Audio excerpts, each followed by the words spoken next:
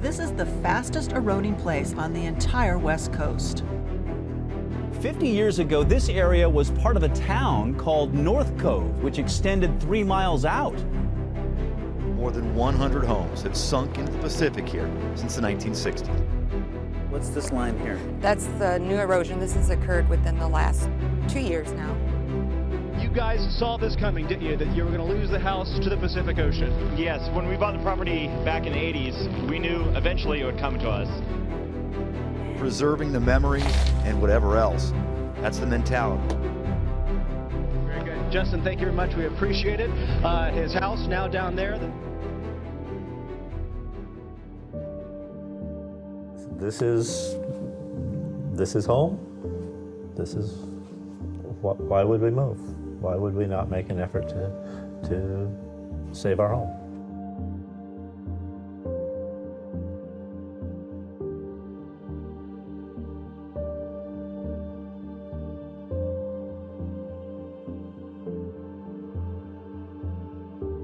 Every day, the Pacific Ocean swells closer and closer to North Cove, an unincorporated beach town in Pacific County, Washington. The community could be submerged by 2050, but the residents are unyielding in the face of the West Coast's most aggressive erosion. Around 150 feet of land erodes from the coast every year. The community has steadily retreated inland since the 1970s. At this rate, there will be nowhere left to go. There's no census of the area, no population count, but there's a rich history of cranberry farmers, clam diggers, crab fishermen, and wanderers. The westward movement of the United States, there were always people who were a little bit restless and kept moving west. And when they got here, there was no farther to go. David Cottrell's family moved to North Cove in the late 1800s. He grew up here, attending the local elementary school. He briefly left town to attend Whitman College and the University of Washington, but felt the pull of North Cove call him home. Today, he runs the cranberry farm he inherited from his father with his partner, Connie Allen. You know, I'll tell you, honestly, growing up here, it felt a little small, and I couldn't wait to get away.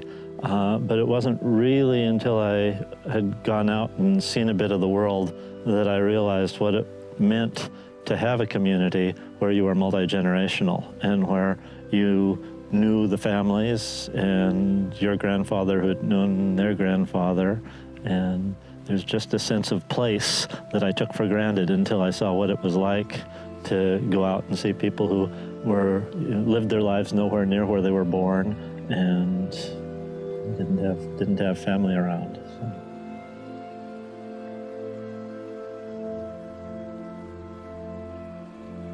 It's just an amazing place, but don't tell anybody because you kind of want to keep it a secret.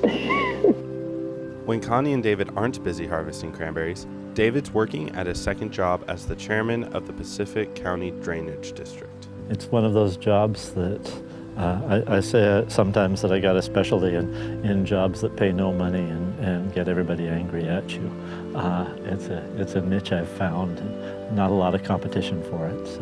But these are the things that keep a community running. David's role as the Drainage District Chairman left him with the difficult challenge of protecting the cranberry bogs from flooding. If you're not stopping the water from flooding and destroying people's homes and livelihoods, you're not doing your business in a drainage district. Managing a drainage district in North Cove isn't an easy job. The town was built on a sand spit. Ever since people settled here, the town's foundations were prone to shifting with the dunes. Sand swept on and off North Cove's beaches in a cycle. Winter storms would wash it away, but the sand would return with the summer wind to build the coast back up. So there seems to be a lot of different things at play at this Washaway Beach or North Cove area, but it really all comes down to is sediment being pulled away from the coast and there's nothing coming in to build up that sediment again. The natural erosion process was intensified by a man-made dredging project that shifted the current in Willapa Bay. And what's happened is that as the channel migrates into the coastline, that erodes the coast, and then the sand would be shifted around to fill in the middle part of the bay south of the channel. North Cove residents dismantled the local lighthouse, David's elementary school, and the local Grange Hall to stop them from falling into the ocean as the shore moved closer and closer. Soon, homes fell over the edge as well. There's no census, there's no count, but there are a lot of faces that just pull out of the community. People who have owned a house or been here and just well, it's not a comfortable place to live if you're seeing the ocean march on your place, and so a lot of people legitimately made other life plans. The choice to move became more pressing in 2007 when a winter storm devastated the community for 10 days. Access to the road was cut off, and emergency services couldn't get to town. Well, I'll tell you, that 2007 storm, we didn't really see it coming. One final look tonight out at the Pacific Ocean. It has just been churning. We have had the hail, we have had the squall lines push through, and we understand. The 07 event, you'll hear people in this community talk about it because it crippled our community for 10 days. And I know that doesn't seem like a lot, but when you can't leave the area, you're completely cut off. No radio, electricity's down for 10 days. After 5 days, you don't have water for another 5 days. It really did a lot to this community. And even though that was only 10 days, it has had permanent effects. I think somehow we failed to alert people the severity of storm that was coming. I mean, a lot of those people down there are, they're living storm season by storm season. They don't know the next big storm could be the one that takes their house out. So they're really kind of taking it day by day down there. The threat that storm surges posed to North Cove residents became a reality for Richard and Diane Harris in 2008. We bought a house in 2000 over on Whipple Avenue, which isn't too far from right here, in North Cove. Remember, it was summer 2008, we could tell that the beach was eroding in front of us, and it was we're talking a couple hundred feet out there, but there was a great big drop-off that was starting. And I remember saying to this is the start of where we're going to lose our house. It started like really washing away probably within 2 weeks. Yeah.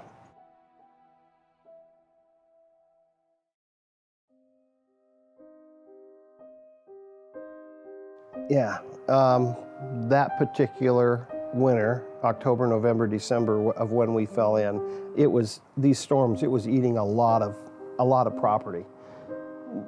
There could be a storm where they may lose 10 or 20 feet in a particular storm or a particular high tide. So we had a lot of rain, a lot of storms, a lot of high tides, and we went fast. It was sad. 547 acres of land will erode by 2060 if the erosion isn't stopped.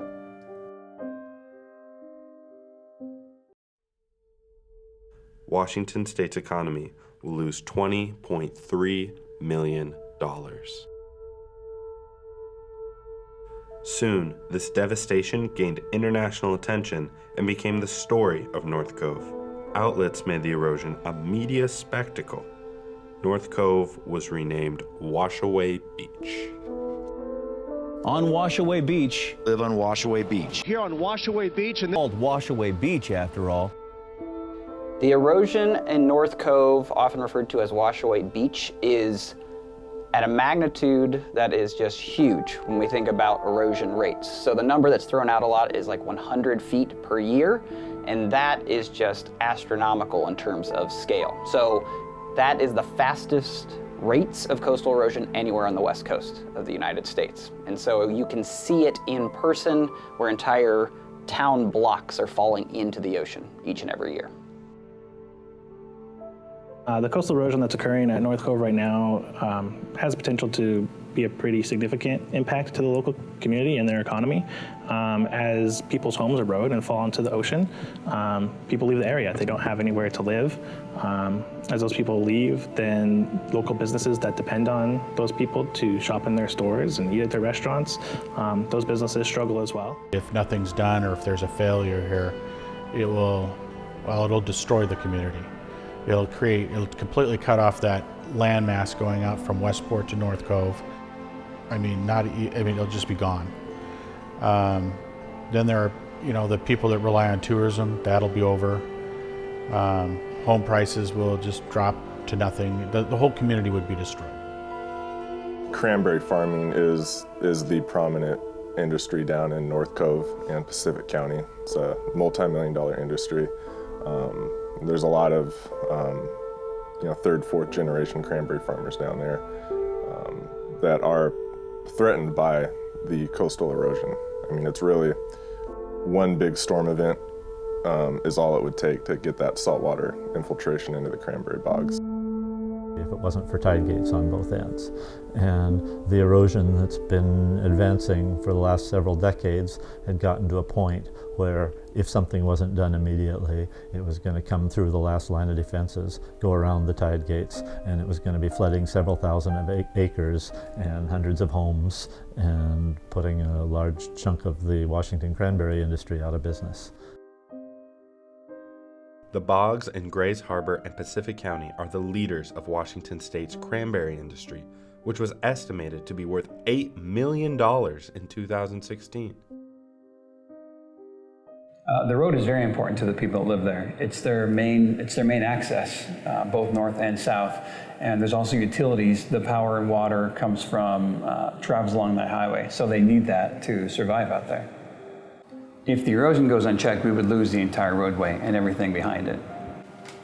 The communities there would be non-existent if we let the road go. It would just destroy everything from the current coastline up to the foothills. It's hard for people to think about moving their lives in a forward or positive direction when they aren't even sure if they're going to have a house, not just a roof over their head, but a floor under their feet. So if something isn't done about the erosion, no houses would exist. It would be a disaster area. There'd be nothing to save. Oso, Washington, a small town east of the Puget Sound, was struck by a catastrophic landslide in 2014. 42 people lost their lives. After witnessing the Oso landslide and dealing with the aftermath of the 2007 storm, Pacific County officials realized that a similar catastrophe could happen in North Cove. They held a meeting with North Cove community members to discuss contingency plans. The county suggested putting a tax on houses in high erosion zones to prepare for a cleanup effort. Whether it's the local or state or federal level of government looking at this problem here in an area that was termed Washaway Beach, was that there really wasn't much we could do. In that meeting, I stood up and made a statement to the effect that, look, we had a job to do here, and we needed to save our community, and we would welcome any help and technical assistance on the right way to do it, and we would welcome any funding to help us do that. And if people wanted to step up, come and see me, and if you didn't want to step up, don't be complaining. If you see cranberry growers doing it their own way, which might mean every old truck and tractor just driven down and shoved over the side to stop the erosion. And we didn't want to do it that way, but if there was a better way, you better step up and help us. Mike Norden was at the same county meeting. Norden, who works for the Conservation District in Pacific County and Grays Harbor, was familiar with David's frustration and impressed with his determination. After the meeting, Mike came up and said, I heard what you said, and I liked what you said, and what would you do if we could find $50,000 worth of funding? Show me a plan. So when I went to the people I knew and I said, okay, what could we do if we had funding? So using large rocks locked together to make a sloping rock wall was our first effort. After the initial project, David continued researching the most effective ways to combat the erosion. With guidance from coastal engineer George Kaminsky, funds from the Conservation District, and donations from residents, North Cove started to craft a revetment wall of its own. A group of engineers from Department of Transportation was out talking to us, and they were starting to do their first test project on the dynamic revetment down there, and we were looking at some of the problems where we just couldn't figure out how to defend these really steep sandbanks. They said, you should check out dynamic revetment, and they gave me just the phrase and a couple of names of people who'd published papers before. And I went online and just, Google's your friend, and all this stuff started appearing, and I had more and more questions, and so I started using the resources of people like George Kaminsky. I said, hey, here's what's going on. This is what seems to be happening. Does this make sense to you? And he'd send me somebody else's thesis that he'd co-authored, and so I just started on this really rapid self-education process on trying to figure out what science was out there and how it applied in our situation. And so what we're looking at with the dynamic revetment is reducing the energy against the sandbank that was there originally, and making it in a way that it dissipates it gradually. It doesn't slam into the coast and chew the coastline away and scour the sand out, but in a way that's more gentle, that it runs up onto the rocks and slows the energy down, and then actually can, in the right conditions, drop out sand and pile sand up against the rock. As North Cove struggled to fight the waves, Shoalwater Tribe was experiencing erosion threats of their own. Almost all the tribes, including us on the coast, are planning an uphill move. Well, it takes a lot of money to go uphill, and you lose your traditional lands, which you're trying to fight to save. But that's our only thing that we'll be able to do, because the erosion happens fast. Shoalwater Tribal Chair Charlene Nelson contacted David, Connie, the Department of Transportation, Pacific County, and the Conservation District. She invited them to the reservation to share information about their efforts to address the erosion. This group of local leaders became known as WECAN, or Willapa Erosion Control Action Now. The members have been learning from one another as they continue to work towards a solution. You have to go about it a different way, and people have to look at it. We can do something, and we actually started the gathering, meeting, and we named it We Can. As they are doing research, they've been sharing the data with us. As we've been going out and doing the trial and error adaptive management and learning things there, we've been sharing with them. And so what you've been seeing, if you were to trace back through our project and their project, you'd see the two converging as we each learn from each other. With WECAN's help, Pacific County hired global engineering firm Mott MacDonald to look into engineering a bigger project. They hope to implement a dynamic revetment wall all along the coast, from North Cove to Tokeland, if they can find the funding. In addition to protecting the coast, this project will help coastal engineers understand how dynamic revetment works, so it can be replicated in places struggling with erosion, like North Cove. For a project on that scale, yeah, that's going to require state funding. And that's going to be, well, you saw some of the numbers tonight. Those are approximate, and there's still a lot of hammering out to be done. But that's what it would take to do a one-time large-scale fix. As community members joined the WECAN committee, Connie and local store owner Jeanette Hudson began their mission to change the public perception of North Cove. Well, the idea that we needed to lose that moniker of washaway started with Charlene Nelson from the tribe.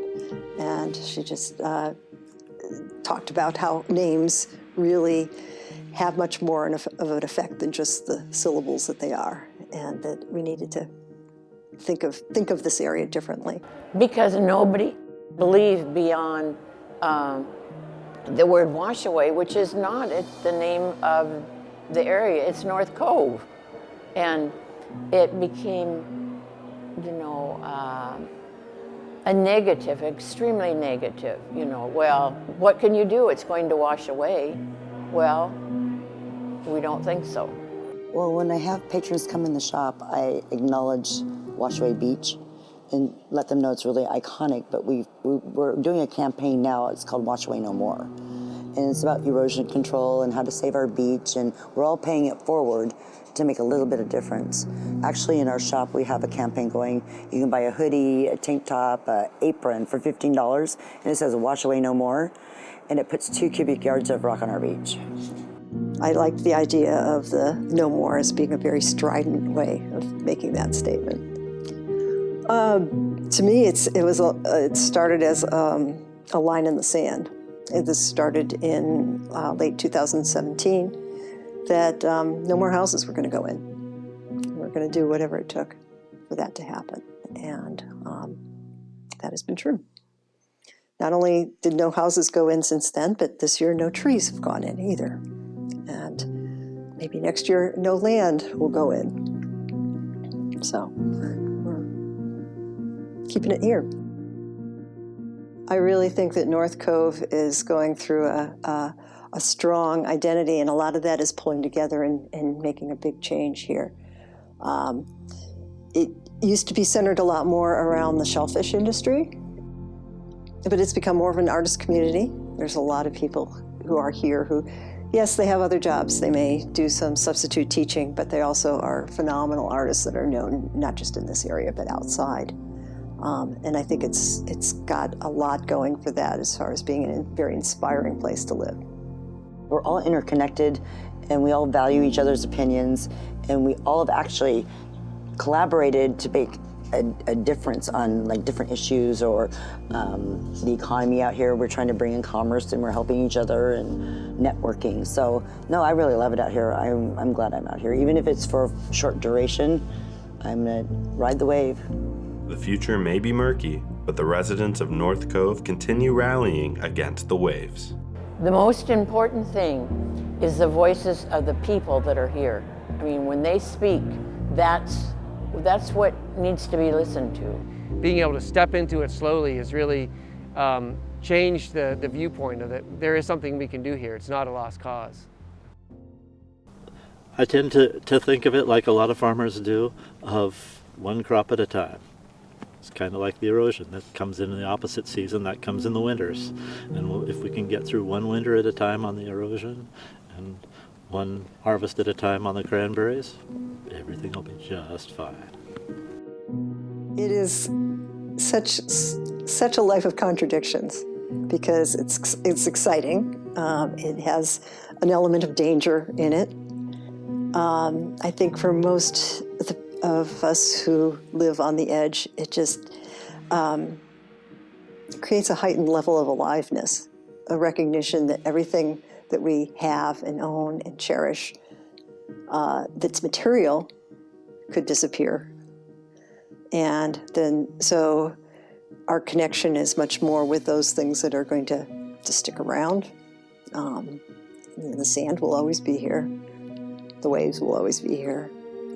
And that edge between the sand and the waves sometimes changes.